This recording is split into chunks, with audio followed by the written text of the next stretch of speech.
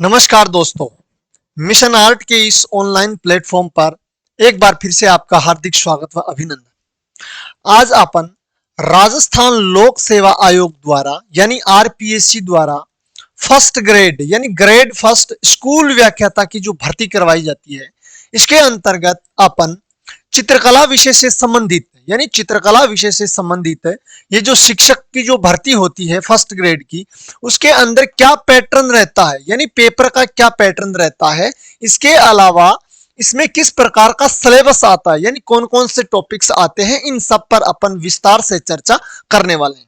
यानी आरपीएससी द्वारा जो फर्स्ट ग्रेड स्कूल व्याख्याता की जो भर्ती करवाई जाती है उसका क्या पैटर्न रहता है और चित्रकला विषय का क्या सिलेबस रहता है, इस पर अपन डिटेल एनालिसिस करने वाले हैं। अगर ये वीडियो आपको पसंद आए तो इस वीडियो को ज्यादा से ज्यादा शेयर करना और आपने अभी तक हमारे चैनल को सब्सक्राइब नहीं किया है तो सब्सक्राइब जरूर कर लेना। क्योंकि फर्स्ट ग्रेड से संबंधित जो भी महत्वपूर्ण इंफॉर्मेशन होगी, महत्वपूर्ण क्वेश्चन होंगे, वो आपको लगातार इस चैनल पर मिलने वाले हैं। सबसे पहले अपन देखते हैं फर्स्ट ग्रेड से संबंधित यानी सब्जेक्ट कंसर्न की बात करें चित्रकला विषय की, तो पेपर का जो समय है वो रहेगा 3 आवर्स यानी 3 घंटे समय रहने वाला है। दूसरी बात, अगर इसमें अपन सब्जेक्ट से संबंधित बात करें तो इसमें क्या है, सीनियर सेकेंडरी लेवल यानी knowledge of subject concern senior secondary level यानी सीनियर सेकेंडरी लेवल से संबंधित इस पेपर के अंतर्गत 55 क्वेश्चन पूछे जाने वाले हैं और ये प्रत्येक क्वेश्चन है जो 2 नंबर का होगा, इसलिए इन 55 क्वेश्चनों का जो मार्क्स रहेंगे वो मार्क्स रहेंगे 110। फिर अपन दूसरे प्रकार की बात करें तो इसमें knowledge of subject concern graduation level, अगर अपन बीए लेवल की बात करें, ये सीनियर सेकेंडरी यानी 12वीं लेवल की है, ये तो 12वीं लेवल के इसके अंदर का 55 क्वेश्चन पूछे जाएंगे जिनका मार्किंग होगी, जो मार्क्स होंगे वो 110 होंगे।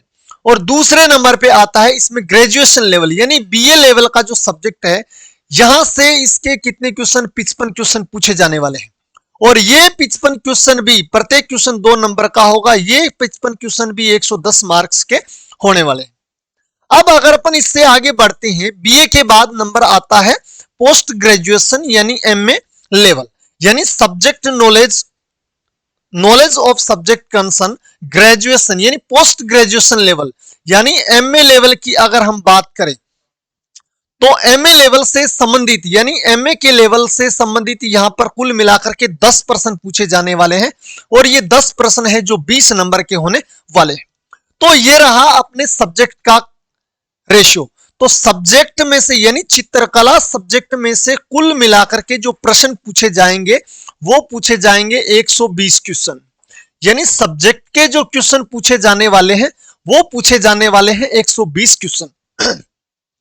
अब जो नंबर 4 का टॉपिक आता है वो रहता है educational psychology educational psychology, pedagogy और teaching learning material, use of computers and information technology in teaching learning, कि इसके अंतर्गत यानी जो लास्ट के जो 120 के बाद जो पीछे शेष 30 क्वेश्चन बचे हैं, ये 30 क्वेश्चन 60 नंबर के होंगे और ये 30 क्वेश्चन है जो एजुकेशनल साइकोलॉजी यानी शिक्षा मनोविज्ञान, इसके अलावा शिक्षा शास्त्र से संबंधित, इसके अलावा टीचिंग लर्निंग मटेरियल यानी टीचिंग में कौन कौन से मटेरियल प्रयोग में लिए जाते हैं उनके प्रश्न पूछे जाएंगे, और use of computer and information technology in teaching learning यानी टीचिंग के अंतर्गत अपन बच्चों को सिखाते हैं तो कंप्यूटर और तकनीक का यानी आईसीटी का क्या प्रयोग रहने वाला है, इस प्रकार के यहाँ 30 प्रश्न पूछे जाने वाले हैं।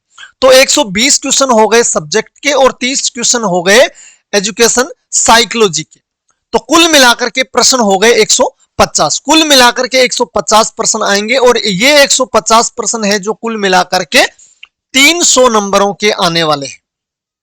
अब इसके अंदर इसमें शर्त क्या क्या शर्त रहने वाली है कि कैसे कैसे प्रश्न पूछे जाएंगे, क्या इसके नियम रहने वाले हैं।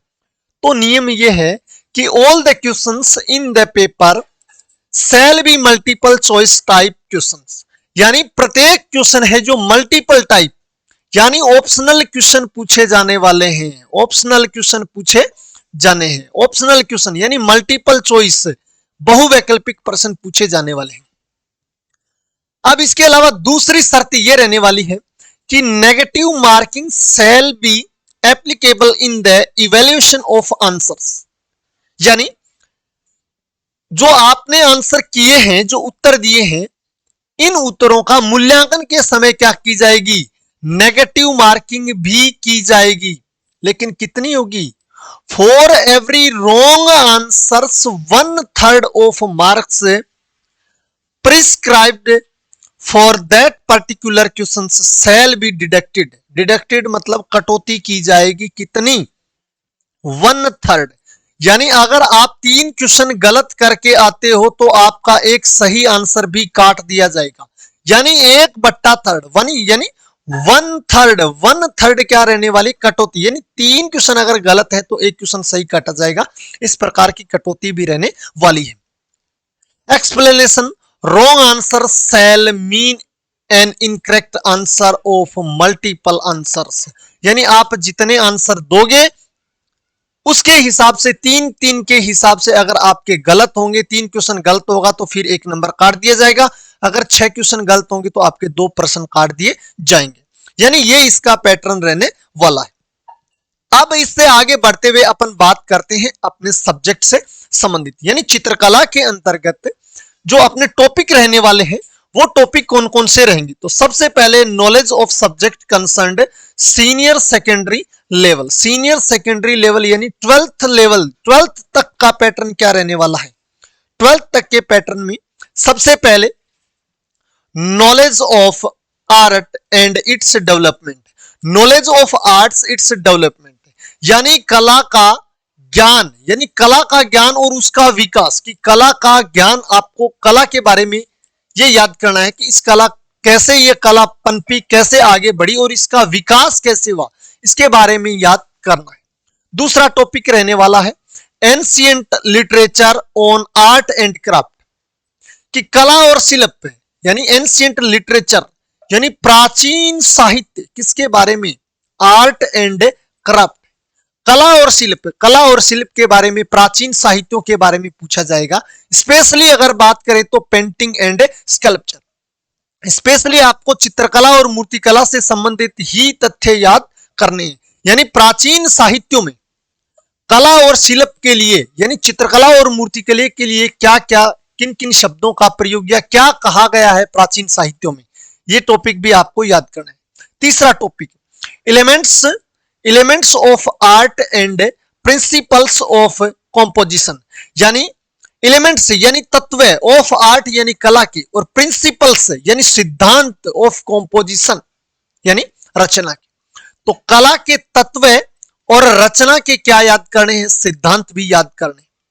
अगला टॉपिक आपका रहेगा मीडियम, अगला टॉपिक रहेगा medium and techniques of painting, कि पेंटिंग यानी चित्रकला का माध्यम और उसकी तकनीक क्या रहती है, यह रहेगा आपका चौथा टॉपिक। आगे चलते हैं, अगला टॉपिक रहेगा Indian prehistoric paintings from prehistoric to modern period, यानी प्राग ऐतिहासिक काल से लेकर के आधुनिक काल तक भारतीय प्राग ऐतिहासिक चित्रकला है वो कैसे आगे बढ़ी, इस चीज के बारे में भी आपको अध्ययन करना है। अगला टॉपिक, इसके बाद जो अगला नेक्स्ट टॉपिक है वो है प्री हिस्टोरिक आर्ट, जिसके अंतर्गत प्री हिस्टोरिक आर्ट आपको याद करना है। प्री हिस्टोरिक आर्ट के अंतर्गत आपको बुद्धिस्ट आर्ट यानी प्राग ऐतिहासिक कला के साथ साथ आपको बौद्ध कला का भी अध्ययन करना है, और बौद्ध कला में आपको स्पेशली अजंता और बाघ पेंटिंग है या बाघ गुफाएं हैं, उनमें जो पेंटिंग करी गई है उससे संबंधित अध्ययन करना है। नेक्स्ट टॉपिक में बात करें तो नेक्स्ट टॉपिक आपका रहेगा पोस्ट मेडाइवल पीरियड, यानी मध्यकालीन काल, यानी मध्यकालीन काल है या मध्यकालीन काल की कला की बात करें, जिसके अंतर्गत यानी पोस्ट मेडाइवल पीरियड के अंतर्गत Apabhramsha Jain painting, Mughal painting, Deccan style of painting, Rajasthani and Pahari painting, painting during British period और कंपनी स्टाइल, यानी मध्यकाल की बात करें तो मध्यकाल के अंतर्गत अपन को अपभ्रंश और जैन शैली की पेंटिंग के बारे में अध्ययन करना है। इसके बाद मुगल पेंटिंग के बारे में अध्ययन करते हुए दक्षिण शैली के बारे में भी पढ़ना है, यानी डेक्कन पेंटिंग। डेक्कन पेंटिंग का मतलब दक्षिण शैली। इसके अलावा राजस्थानी शैली का भी अध्ययन करना है और राजस्थानी शैली के साथ साथ पहाड़ी शैली का अध्ययन करते हुए अंग्रेजों के दौरान यानी अंग्रेजी शासन काल के अंतर्गत पेंटिंग कैसे रही, यानी उसके काल की कंपनी शैली के बारे में भी अध्ययन करना है। अगला अपना टॉपिक रहेगा वो रहेगा न्यू ट्रेंड्स ऑफ पेंटिंग, यानी पेंटिंग के नए चलन की अगर अपन बात करें तो नए चलन के अंतर्गत आपको Bengal style of painting and its artist, तो नए चलन के अंतर्गत यानी जो पेंटिंग्स जो नए चलन में चली उसमें आपको बंगाल शैली और उसके कलाकार यानी बंगाल शैली और उसके कलाकारों के बारे में भी विस्तृत अध्ययन करते हुए पढ़ना है। इसके बाद अपना जो अगला दो नंबर का टॉपिक रहता है subject knowledge of graduation level, यानी बात करें ग्रेजुएशन लेवल की, यानी ग्रेजुएशन लेवल की अगर अपन बात करें तो ग्रेजुएशन लेवल के अंतर्गत अपन को कौन कौन से टॉपिक पढ़ने हैं। उसमें नंबर 1 सबसे पहला है 3 डायमेंशनल एंड 2 डायमेंशनल आर्ट, यानी त्रिआयामी और द्विआयामी कला। कौन सी कला के बारे में पढ़ना है? त्रिआयामी कला और द्विआयामी कला, यानी कौन कौन सी कलाएं वो त्रिआयामी के अंतर्गत आती है, कौन सी कला द्विआयामी के अंतर्गत आती है और इन कलाओं की क्या क्या विशेषता होती है, ये सब चीजें अपन को देखने हैं। अगला इसके बाद अपन जो पढ़ने वाले हैं वो पढ़ेंगे ड्राइंग एंड रेंडरिंग। इसके बाद अपना जो अगला टॉपिक रहेगा वो रहेगा ड्राइंग एंड रेंडरिंग। ड्राइंग को कहते हैं अंकन और रेंडरिंग को कहते हैं अनुरंकन। तो अगला अपना टॉपिक है वो है अंकन एंड अनुरंकन। इसके बाद जो तीसरा टॉपिक इसमें है वो है history of Indian and Rajasthani sculpture, prehistoric, Mohenjodaro and Harappa, Ajanta, Gupta period, Maurya period, Sanchi, Bharhut, Amaravati, Kushan, Gandhara, Mathura, modern sculpture and modern sculptor. यानी इसके अंतर्गत अपन बात करें, इसके अंतर्गत अपन को भारतीय और राजस्थानी मूर्तिकला का इतिहास पढ़ना है। अब ग्रेजुएशन लेवल में अपन को भारतीय और राजस्थान दोनों के लेवल का क्या पढ़ना है? मूर्तिकला का इतिहास पढ़ना है, केवल और केवल मूर्तिकला का इतिहास पढ़ना है, जिसके अंतर्गत अपन को प्राग ऐतिहासिक काल, इसके बाद मोहनजोदड़ो और हड़प्पा को पढ़ना है, इसके बाद अपन को अजंता और गुप्त काल के बारे में पढ़ना है, फिर मौर्य काल के बारे में पढ़ना है और मौर्य काल में अपन को सांची और बरहुत के बारे में पढ़ना है, फिर अपन को अमरावती और कुषाण काल के बारे में पढ़ना है, कुषाण के साथ गांधार को पढ़ना है, फिर मथुरा को पढ़ते हुए आधुनिक मूर्तिकला, यानी आधुनिक मूर्तिकला और आधुनिक मूर्तिकला के अंतर्गत आधुनिक जो मूर्तिकार है उनका भी अध्ययन करना है। यानी भारतीय और राजस्थानी मूर्तिकला के अंतर्गत अपन को प्राग ऐतिहासिक काल, मोहनजोदड़ो और हड़प्पा, अजंता और गुप्त काल, फिर मौर्य काल, फिर सांची, बरहुत, अमरावती और कुषाण और गांधार, मथुरा और आधुनिक जो मूर्तिकला है उसके उनको पढ़ते हुए अपन को आधुनिक मूर्तिकारों के बारे में भी पढ़ना है।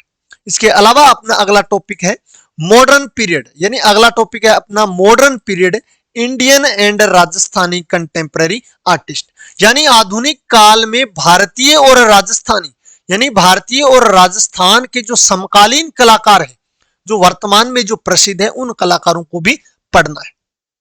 इसके बाद अपन आगे चलते हैं 3 नंबर, यानी टॉपिक नंबर 3 के अंतर्गत अपन को नॉलेज ऑफ सब्जेक्ट कंसर्न, जिसके अंतर्गत पोस्ट ग्रेजुएशन लेवल का भी अध्ययन करना है। पोस्ट ग्रेजुएशन के अंतर्गत अपन को सबसे पहले इंडियन रस थ्योरी को पढ़ना है और रस थ्योरी के साथ साथ आपको भरत मुनि, यानी रस थ्योरी के अंतर्गत आपको भरत मुनि, भट्ट नायक और अभिनव गुप्त, यानी 3 को ही पढ़ना है। यानी भारतीय रस सिद्धांत के अंतर्गत आपको भरत मुनि, भट्ट नायक और अभिनव गुप्त के बारे में पढ़ना है। इसके अलावा अपन इसी ग्रेजुएशन लेवल के अंतर्गत अपन को इंप्रेशनिस्ट यानी प्रभाववाद, पोस्ट इंप्रेशनिस्ट यानी उत्तर प्रभाववाद, फोविज्म यानी फाववाद, क्यूबिज्म यानी घनवाद, घनवाद और इसके जो मेन आर्टिस्ट है, इसके जो मुख्य आर्टिस्ट और इसका मेन आर्ट वर्क, इन कलाकारों का मुख्य जो कलाकार्य है, कला का जो कार्य है, कला का जो काम है, इससे संबंधित भी अध्ययन करना है। यानी पोस्ट ग्रेजुएशन यानी एमए लेवल में अपन को एक तो रस सिद्धांत पढ़ना है। रस सिद्धांत के अंतर्गत अपन को भरतमुनि, भट्टनायक और अभिनवगुप्त को पढ़ना है, और फिर अपन को प्रभाववाद, उत्तर प्रभाववाद, भाववाद और घनवाद को पढ़ना है, और इसके जो प्रमुख कलाकार हैं उनको पढ़ते हुए उनके जो प्रमुख कार्य हैं उनके बारे में भी अध्ययन करना है। अब अपन आगे देखते हैं कि अब अपन को डिटेल में क्या क्या चीजें पढ़नी है। तो इस वीडियो को देखने के लिए आपका बहुत बहुत धन्यवाद। Thank you for watching. Please like, comment, share this video. इस वीडियो को ज्यादा से ज्यादा शेयर करें। अब अपने एक एक टॉपिक के साथ नए वीडियो में मिलते हैं। तब तक के लिए वंदे मातरम, जय हिंद, जय भारत।